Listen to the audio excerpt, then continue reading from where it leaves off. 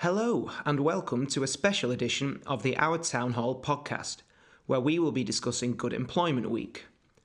We will be chatting to our Town Hall landscape architect, Planit, who are supporters of the Good Employment Charter, and they'll be giving us some insight as to why they signed up, what it means to them, and how good employment is important to each and every one of you. Right, so Naomi and Alison, good morning to you both. Hello. I think it's still Hello. morning, it is. So thanks for sparing the time to chat to us today about Good Employment Week. We're looking forward to hearing what you've got to say about how your organisation works and how you sort of benefit your employees. By way of an introduction to everyone listening to this, why don't you tell the listeners a little bit about Planit as an organisation and the type of work that you do around Greater Manchester and beyond? I'm going to concentrate on Greater Manchester actually, because Good that's choice. our hometown. Good, glad to hear. So we've got our headquarters here in Altrincham, and we've got 4 other studios. So over 50% of our team is actually based here in Altrincham. Okay. And we're about 92 people, I think, in total. We are a creative design studio, so we encompass landscape architecture, urban design, visualisation, engagement specialists, and we've also got an in-house graphics team as well, so quite widespread. And to talk about some of the projects that your listeners may be familiar with in Manchester, our urban design team have been instrumental in helping to develop the Manchester Residential Quality Guide, and they've produced a similar piece of work for Stockport Town Centre Residential Design Guide as well. In conjunction with our graphics team.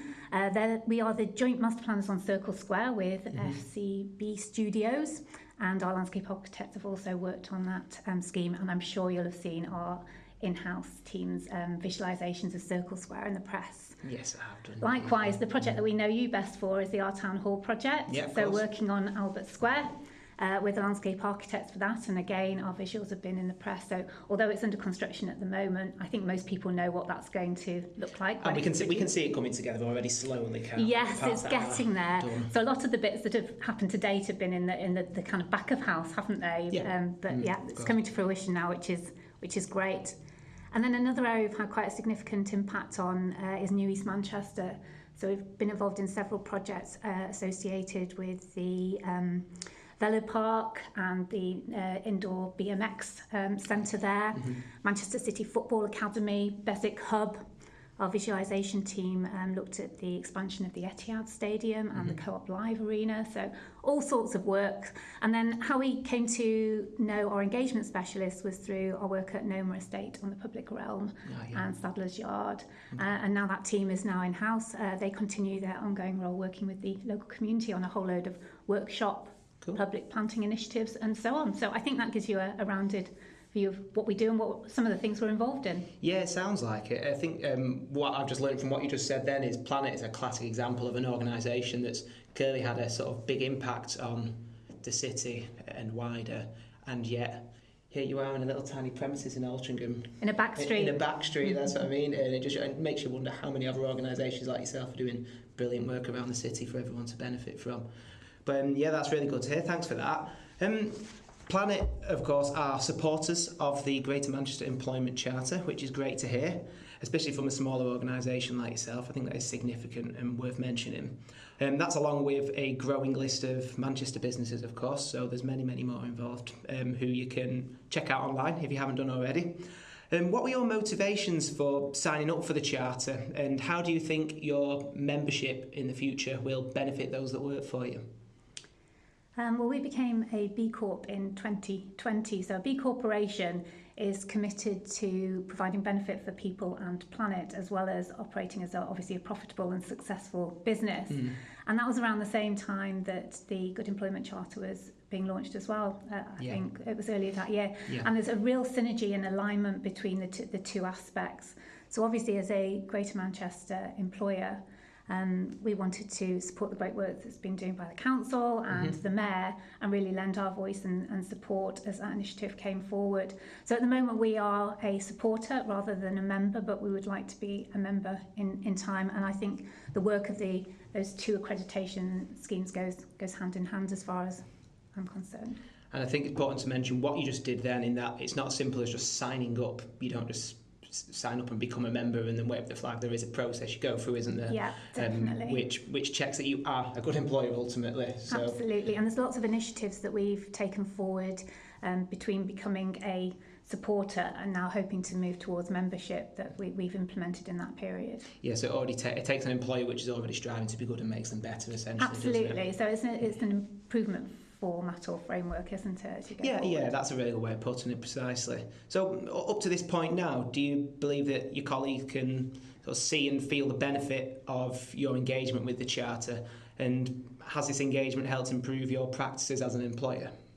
Yeah, well, as Naomi mentioned, we're an accredited B Corp, and so for us being a better business and doing the right thing, it's intrinsic to everything that we do, including our employment practices. So we've a bit more work to do here in terms of engaging our teams and our specific involvement in the Charter, but we hope to be a full member in due course, and that will provide a great opportunity to raise awareness internally and externally. So our B Corp work aligns well with the Employment Charter across all its dimensions. And of course, championing better work is good for everyone, being better business, promoting responsible employment practices. Mm-hmm. It's good for the region, for organisations, and also for the communities that we work with. And it does benefit individuals. So for our team members, yes, I believe that our membership will benefit those that work at Planet. It demonstrates our commitment to all dimensions of job quality. And if people are happy in work and they feel valued and treated fairly, then it's good for their well-being and allow them to be their best. So I think Naomi mentioned before, it provides a sound framework, the Charter, against which we can benchmark ourselves and prompt good practice. Yeah. And it's good to track and monitor that progress, and you can keep an eye on where improvements can be made and plan to work towards those improvements through using the Charter. Okay, cool. It's helped us that you respond to questions across the 7 areas based not only what you do now, but what you'd like to develop or implement in future. You mentioned how you've got a few different offices, haven't you? Are some of them offices outside of Greater Manchester? Yeah, yeah. And so that demonstrates that you'll be benefiting people even wider than the conurbation, won't you? So, and that can be done by any organisation that's got more than one base, Greater Manchester and wider. So there's a wider impact still, even though we're here today to talk about people in the Greater Manchester region. There's a wider impact that you're hoping can spread as a result of the Charter then. Absolutely. Yeah. And actually, I'm a charter member of the CIPD, and the CIPD have worked with the various regions, including the Greater Manchester Employment Charter, I believe. Okay. And we have a studio in Liverpool, for example. So through my involvement with this, it's caused me to look into that more. And although they're different, there's also a charter for Liverpool that we could potentially look at as well. Okay, that's really interesting. Yeah, so there is a wider impact, isn't there? Okay. Yeah. Okay, so when Planet signed up to become members of the, or supporters and soon to be members of the Charter, you pledged towards committing towards 7 key characteristics, which again, those of you who don't know, you're about to find out. There are 7 key characteristics that you have to hit essentially to become members of the Charter. What we really want to use this podcast for is to use it as an opportunity to raise awareness of these particular characteristics and raise awareness of them to employees across the region, as well as just the employers. So we want to really give people an idea of whether or not they are in good employment, because there's probably a lot of people out there who A, haven't reflected on it and given it any thought, and B, perhaps think they're in good employment but perhaps aren't and could work with their employers to improve the quality of their work, essentially. So what I'm going to do now, as the main bulk of this podcast, essentially, is I'm going to run through each characteristic one by one, and between yourselves, you can tell me what they mean to you. So I'll read it out in its simplest form, and fire away. You can give me the shorter or longer answer as you see fit. So the first characteristic, and we'll go to Naomi with this one, is secure work. Okay, so I think we're going to concentrate on some of the changes that we've seen implemented between becoming a supporter and today, rather than encompassing the whole of the topic areas, because there's a huge amount of detail within it. Some of which obviously we already have secured in place, others we've worked on, and other aspects are future aspirations as well. So we'll be looking at other members within the Charter and the membership to see where we can improve ourselves. So I think for us, the main areas of change since signing up related to both our contracts and our role profiles. So I think most organisations see the contracts that they have with their employees as quite well, it's a method of protecting the practice and reducing risk to the business, and they can seem quite over legalistic at times and difficult for some people to fathom as well, particularly if you're less experienced in just entering the job market. So we decided to redraft our contracts entirely. They are based on a timeline that works from when you join the company to when you leave the company, rather than putting all the legalistic stuff right at the front. And they are very balanced so that they reflect protection of the team member as much as protection of the business, because they go hand in hand with each other. We've tried to reduce the legal jargon as much as possible and make them as easily accessible, which I think has really worked well. You can't do it in all aspects. When you get down to copyright and patents and things like that, and research and development, we have had to retain some. But that, we think, has made a real change and establishes right at the beginning that we're a different kind of employer as new team members come to us. Right, okay, yes. So you're working on your contracts to ensure that they are employee-focused rather than employer-focused. Exactly. It's about the individual. Yes, absolutely. And that's the same with our role profile. So in the past, we have had quite factual role profiles that were based on tasks that needed to be carried out. They've been completely changed as part of a holistic system from our year-out students right the way through to all of our directors, managing director and our chairman. They are based on capabilities and behaviours, and you can track the development of those right the way through your career journey. So business development starts when you join the company, and you can see how that capability and expands and grows, and your skills increase as you go through your employment. So it's a series of capabilities and behaviours that we're looking at. Excellent. Okay. Characteristic number 2, and that's flexible work. And we'll go to Alison for that. Well, the first thing that comes to mind is that there are so many different ways of enabling flexible work, both sort of formal and informal. So we have a flexible working policy, which you probably expect, and we do have a number of team members who've benefited from that. We've got numerous part-time team members, or those working some hours at home on some days of the week to suit their work-life arrangements. We already had for a number of years flexible start and finish times, so team members, even without going through that flexible working process, can start later or finish earlier around core hours. So we did 2 phases of a hybrid working pilot. Okay. This was both during and post-pandemic.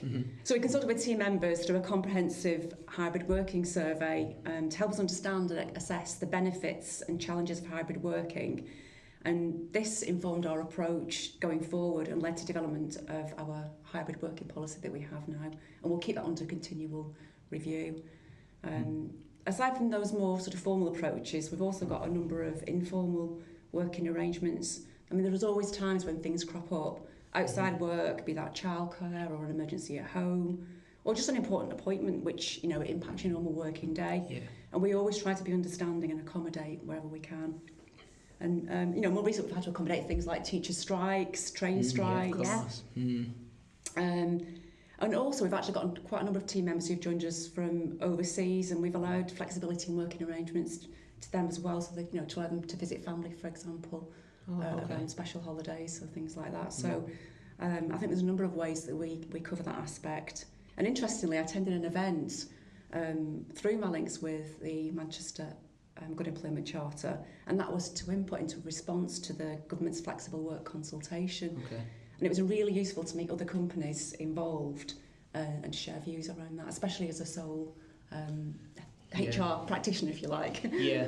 So something I've noticed there, just going off them first 2 characteristics, there's a theme appearing here, in that it is all employee focused, and it's not about Planet as an organisation, it's about accommodating the people. Because what you just mentioned there is you don't have sort of one broad umbrella around flexible working. You have some policies, but generally speaking, it's about the individual and what they need. And if someone needs to be accommodated for good reason, then you're always willing to do that, aren't you? Yes. Excellent. Yeah. Okay, moving on to the next characteristic. We'd like to know your thoughts on engagement and voice. Well, another big change that we've had in the intervening period since joining up with you is that we've become employee-owned.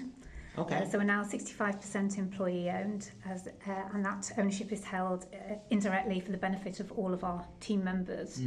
And that really has started to make significant changes in engagement and voice. I think actually engagement has probably been prevalent for quite a long period of time, but voice is slightly different. Yeah. So that's right the way through from the structural aspects in terms of our actual management structures. So we now have 3 boards that look after and direct our work. We have the strategy board, operations and culture, but also our employee trust board as well. Okay. And on that we have 2 directors who are formal directors of the company, 2 employee directors and an external stakeholder as well. So our employee directors are having direct input at the highest overseeing conscience level of our business, which is fantastic. Okay, yes, and that's irrespective of their sort of like day-to-day position in the business, isn't it? Absolutely, so they're not senior members of our team necessarily. That's a really good example of how somebody at any level can have an impact on a business and have their say in it. Not just by putting a piece of card inside a box anonymously, but in a really impactful way, that isn't it? Absolutely. So they've had training associated with that as their new role.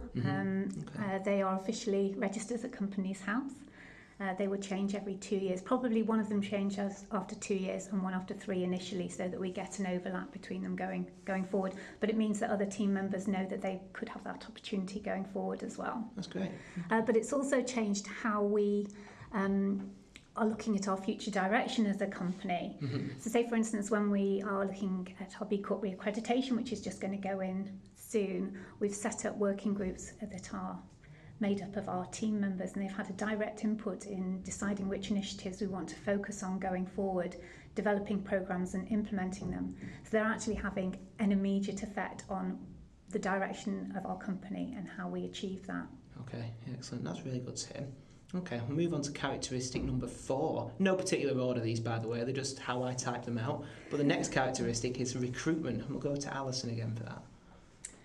Well, for recruitment, of course, we have processes in place. We've got set interview questions and training which addresses things like unconscious bias. We say on our things on our website that our view is that the more inclusive we are, the better our work will be. And the stronger we will become, and we're keen to meet people from varied backgrounds. But if I think about specifically things we've done recently, at the end of last year we set up an equality, diversity and inclusion, or I'll say EDI working group with representatives from each of our studios. And one of the first tasks was to understand in more detail the diversity of our existing teams, because we wanted to understand our baseline position from which to improve and track progress in future. So we launched our first EDI survey this year. So I suppose how that fits in with recruitment, we're aware that entry to our profession, it can be difficult, and specifically socio-economic diversity. It's a particular challenge. So in order to create a more equitable, inclusive workforce and sector more broadly, we've created an outreach programme to target underrepresented groups, so they can, to enable them to pursue a career in placemaking. Okay. And it will take time to reap results. Yeah, of course. But we have to make a start. As the individuals that we reach through that programme could be potential candidates for us in future, and that will aid our recruitment. We did recruit our first landscape technician apprentice last year. And we also do provide lots of opportunities for work experience. We've got links with schools and colleges. And that is all with the aim of inspiring people to join the profession in future. Yeah. So that's a really it's a very different example to some of the others in terms of the characteristics, in that it does take longer to have the impact. However, the biggest barrier you have to overcome is sort of like that commitment in the first instance, isn't it? To acknowledging we do need to be more diverse, and we do need to open up opportunities to a wider pool of people, essentially. Yeah. So, even though it might take a while to see that difference, change is already happening in that respect, isn't it?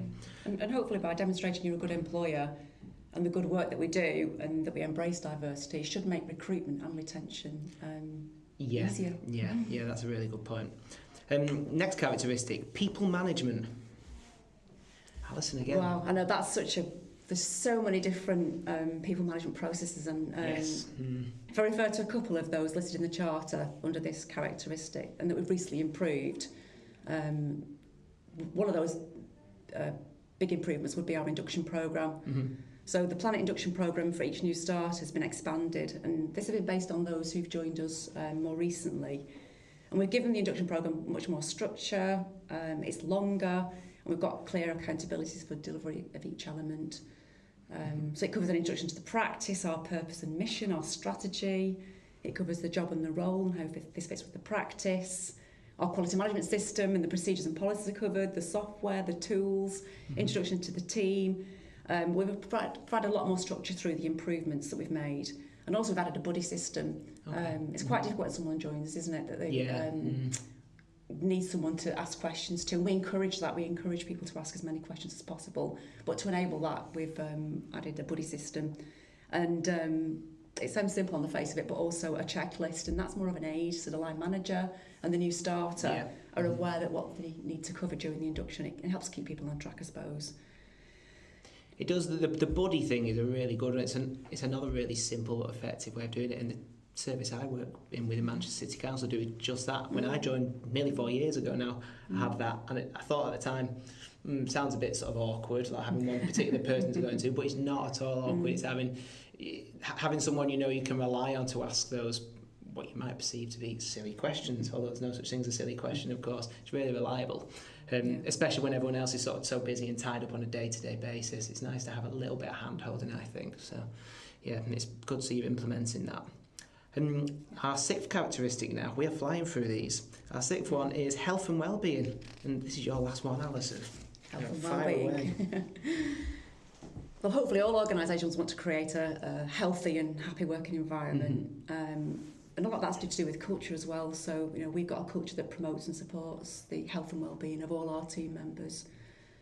Last year we launched our health and well-being strategy, and that covers 4 strands. So physical, mental, social and financial.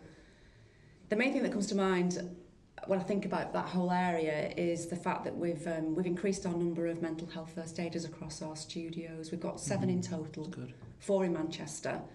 And they're there to support team members who are experiencing a mental health issue or are concerned about someone else. So our mental health first aiders, they raise awareness of mental health and wellbeing issues and their impact. And we seek to improve understanding of how team members can help themselves and others to promote and maintain good mental health. And we communicate what we do in the induction process that I've just talked about and through our team newsletters and posters in our studios.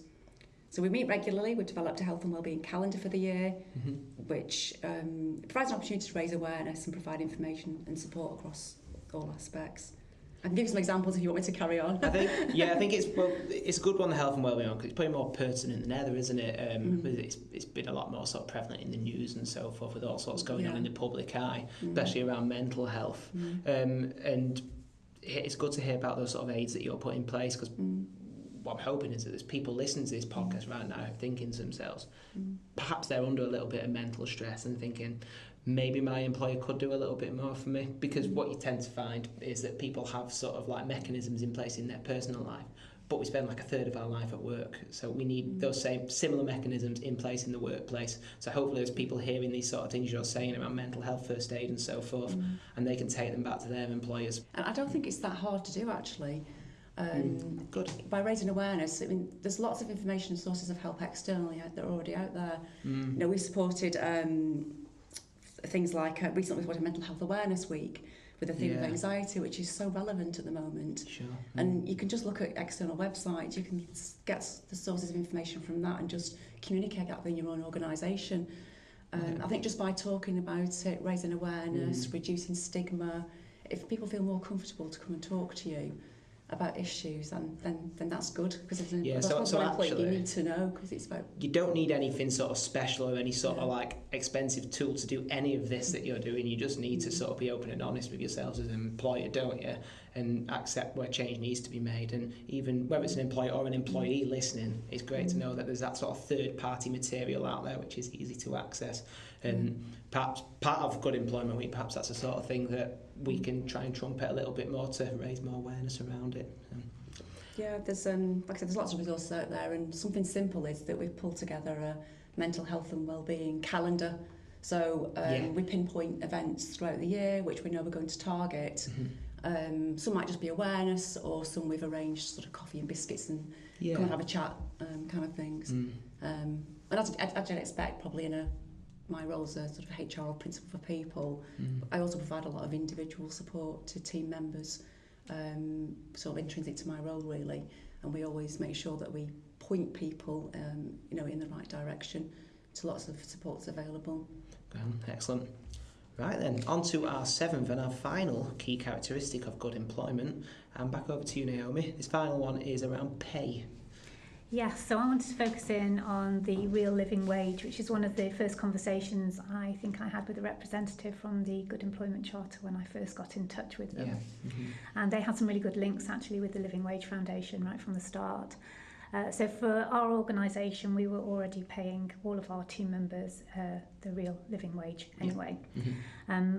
But when you looked into the criteria to actually gain accreditation, we realised that our cleaners in our businesses fell into the category. They were coming into our businesses for a certain number of hours per week over a month, and therefore we needed to ensure that we needed to ensure that we were employing companies that paid their employees the real living wage. So were they subcontracted in, the cleaners, of course, but you're still associated with them and you're still responsible for paying them? So. Absolutely, and we want to make sure that ripple effect is felt across the marketplace. So we have since become accredited with the Real Living Wage Foundation, the Living Wage Foundation. We have managed to find cleaners in all of our studios, bar one, that are accredited companies in their own right. We've got a time period now and a plan to make sure that we get that in place for the final studio. It's not as easy as you'd like to think, unfortunately. If we're honest about it, it's taken quite a lot of effort, and we just hope that market forces over time will encourage other employers to take that on board. But we've gone full circle here, very back to when we started talking about the characteristics a short while ago in terms of having that ripple effect and impacting other businesses outside of your own.